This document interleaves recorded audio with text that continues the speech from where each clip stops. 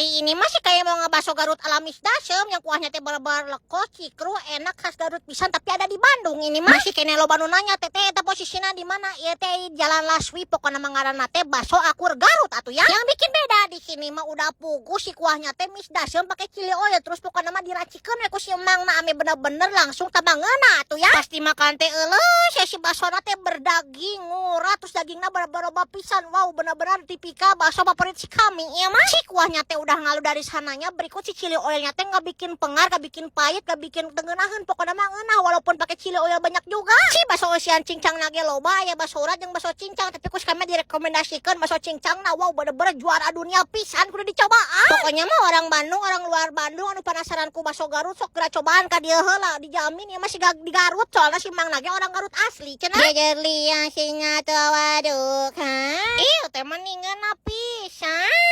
Seriusan barudak si Gana ieu bara pecinta baso pasti bakalan wow bener-bener ngeunah pisan karena si baso teh lumayan gede oge. Urusan tenggorokannya mah tinggal disebar aja make cai ente. Wow bener-bener seger pisan atuh ya. Ini mah tuh bener-bener otomatis penyebor tikoroshi kami dengan baik. Lanjut jajan bakso di mana lagi ya?